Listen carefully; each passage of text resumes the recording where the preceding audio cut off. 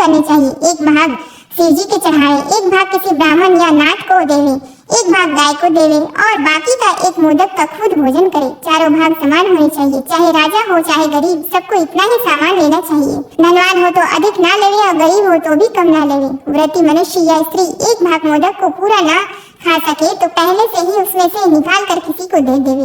वह जो डोरा बनाया था उसे स्वयं धारण कर ले, जिस प्रकार के अनंत भगवान का डोरा पहना जाता है, और उद्यापन होने के बाद जल में पधरा देवे। इस प्रकार उस अंगद को भी हर साल व्रत करते करते 4 वर्ष हो गए। तब व्रत के प्रभाव से पार्वती जी के हृदय में दया उत्पन्न हुई और महादेव जी से पूछा कि महाराज, जिसको मैंने श्राप दे दिया था उसका पता नहीं है, उसको किसी ने मार तो नहीं दिया है?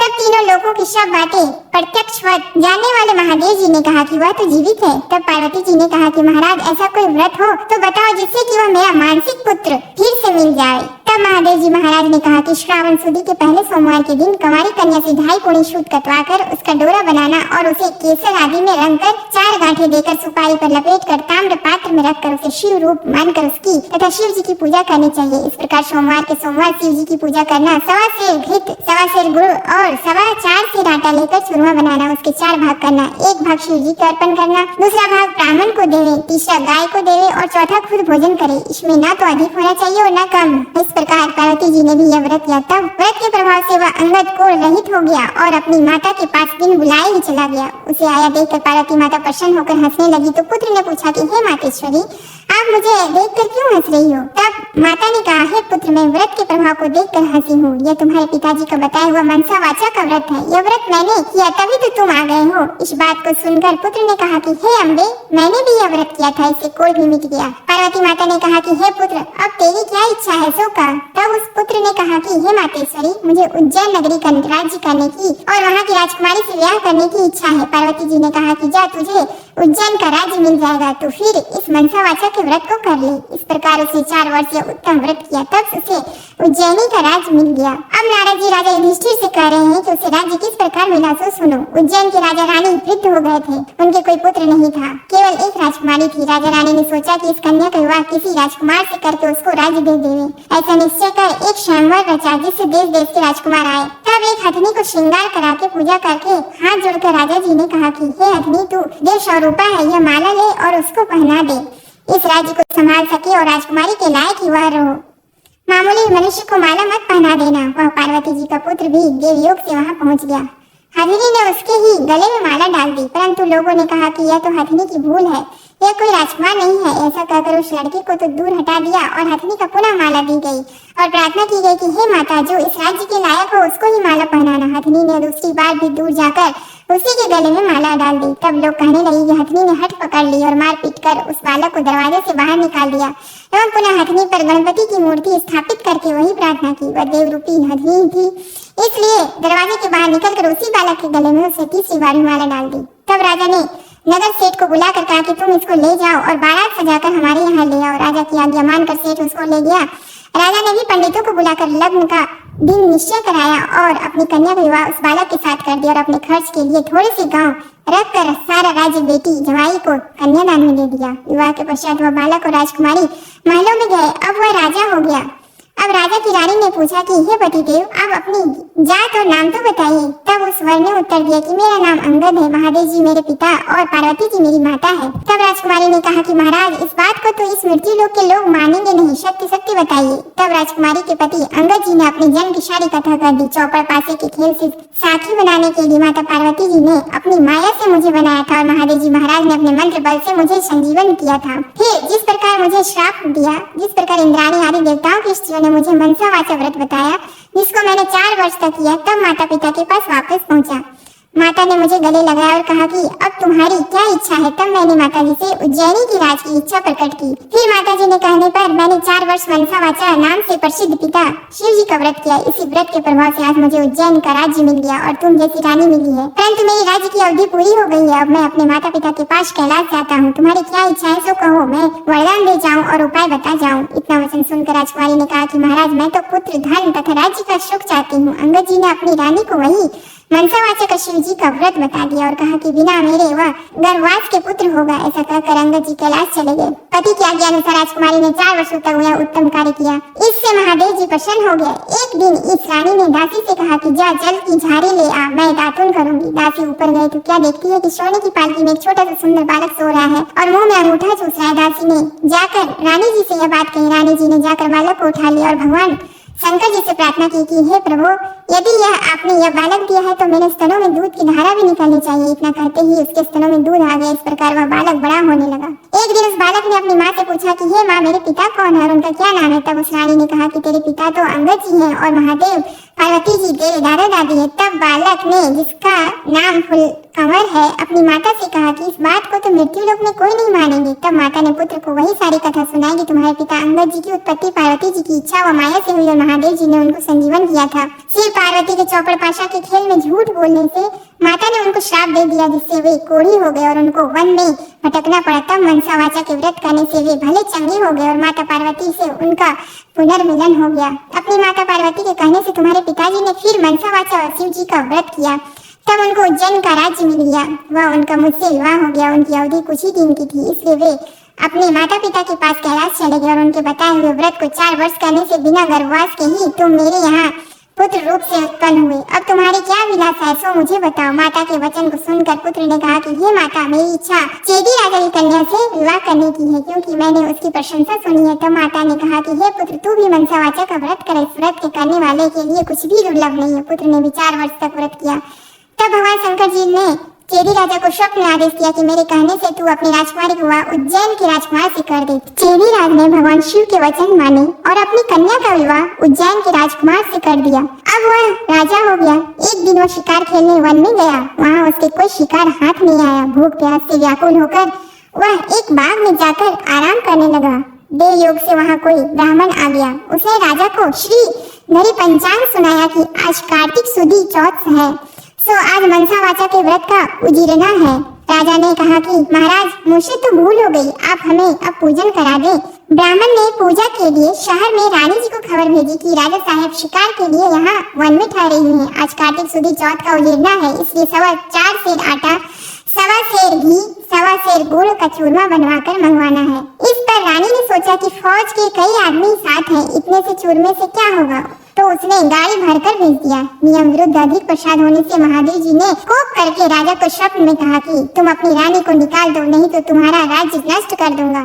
राजा ने प्रमाण के अनुसार दोबारा चूरमा बनवाकर व्रत पूरा किया। महादेव जी ने कथन के अनुसार राजा ने रानी को महल से निकलवा दिया। रानी किले से रवाना हुई। थोड़ी दूर जाने पर दीवान मिले। दीवान ने पूछा कि रानी साहिबा, आप कहाँ पधार रहे हो। रानी ने सब बातें बताई। तब दीवान ने कहा कि मैं राजा साहब को समझाकर राजी कर लूंगा, तब तक आप मेरे हवेली में पधारिए। रानी ज्यों ही दीवान की हवेली में गई, त्यों ही दीवान अंधा हो गया। तब दीवान ने हाथ जोड़कर कहा कि आप यहाँ से पधारो। रानी वहाँ से रवाना होकर आगे बढ़ी तो उन्हें नगर सेठ मिल गया। उसने भी यही कहा कि राजा साहब को 1-2 दिन में मना लेंगे, तब तक आप हमारे घर पर ही विराजे। रानी नगर सेठ के घर गई तो सेठ की हुंडिया चलने से बंद हो गई और कई उपद्रव होने लगे। तब सेठ ने भी हाथ जोड़कर कहा कि रानी जी, आप यहाँ से पधारो। रानी वहाँ से आगे गई तो राजा जी का कुम्हार मिला। उसको रानी पर दया आ गई। वह रानी को अपने घर ले गया। कुम्हार के घर पर रानी के जाते ही उसका मियाँ फूट गया, जिससे सारे बर्तन टूट गए और कुम्हार भी अंधा हो गया। तब कुम्हार ने भी रानी को अपने घर से निकल जाने की प्रार्थना की।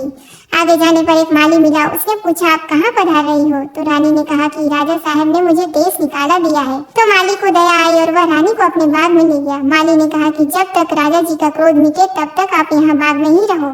पर रानी के बाग में जाते ही बाग के पेड़ पौधे सब सूख कर जलने लगे। क्यारियों का पानी भी सूख गया और माली को भी कम दिखने लगा। तब माली ने भी रानी से वहाँ से चले जाने के लिए कह दिया। रानी वहाँ से निकलकर विचार करने लगी कि मुझसे ऐसा क्या पाप हो गया है कि मैं जहाँ जहाँ भी जाती हूँ वहाँ अनर्थ सा होने लगा है। ऐसा सोचते सोचते रानी ने देखा कि आगे 2 रास्ते हैं। पूछने पर मालूम हुआ कि एक तो 6 महीने का रास्ता है, वह दूसरा 3 ही दिन का है। रानी 3 ही दिन के रास्ते से चली। आगे जाते जाते क्षिप्रा नदी मिली।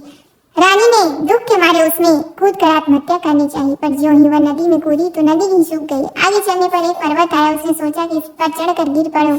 वह चढ़कर गिरने लगी तो पर्वत जमीन के बराबर हो गया। आगे जाने पर एक सिंह दिखा दिया।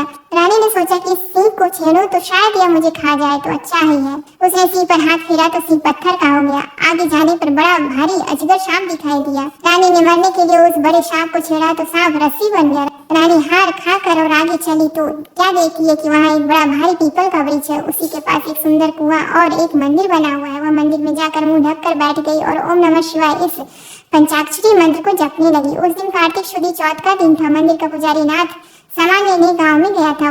वहाँ उसको कुत्ते ने काट खाया। तब पुजारी नाथ ने विचार किया कि हमारे आश्रम में ऐसा कौन पापी आ पहुंचा है जिसके कारण ये उत्पात हो गया। मंदिर जाकर नाथ ने एक स्त्री को बैठी देखा तो कहने लगा, आज यहाँ कोई डाकिन या भूतनी आ गई है। तब रानी ने विनय पूर्वक कहा कि महाराज, मैं ना तो डाकिन हूँ ना भूतनी, मैं तो मानवी हूँ, आकाश की घेरी और जमीन की झेली हुई दुखी स्त्री हूँ। यदि आप मुझे धर्म की बेटी बनाओ तो अपना सारा भेद कहूँ। नाथ ने यह स्वीकार कर लिया और तो रानी ने अपना सारा भेद कह दिया और वहाँ से चलने लगी। तब नाथ ने उजीरना का एक लड्डू उसे दे दिया। लड्डू को देखते ही रानी को व्रत याद आ गया। नाथ ने भी बता दिया कि आज कार्तिक शुद्ध चौथ है। यह मनसा वाचा के व्रत का प्रसाद है। इसका नियम है कि राजा को तो वो भी अधिक प्रसाद न बनाए और गरीब हो तो भी कम न बनाए। यह एक भाग का लड्डू है। तब रानी के समझ में आ गई कि मैंने प्रसाद का चूरमा ज्यादा भेजा था, इसलिए यह महादेव जी का दोष हुआ है।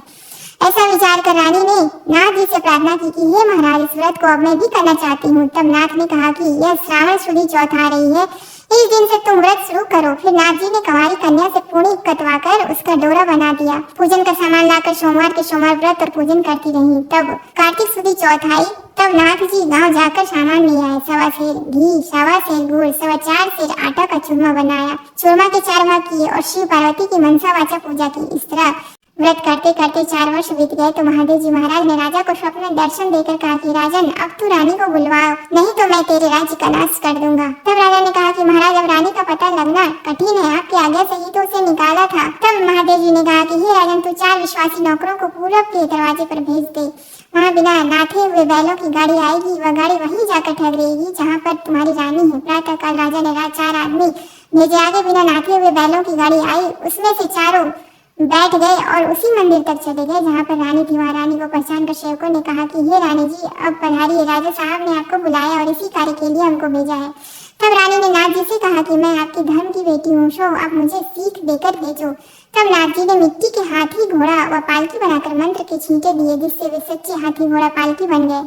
रानी ने नाथ जी से फिर कहा कि हे पिताजी, आते समय रास्ते में मेरे रहने से कई जीवों का नुकसान हो गया था, तो उनका भी उद्धार हो जाए, नहीं तो यह पाप भी मुझको ही लगेगा। तब नाथ जी ने शिव जी के निर्माल स्नान कराए, जल की एक झाड़ी भर दी और कहा कि बेटी, तू इस जल का छींटा ओम नमः शिवाय कहकर डालती जाना तो तेरे सारे पाप निवृत्त हो जाएंगे।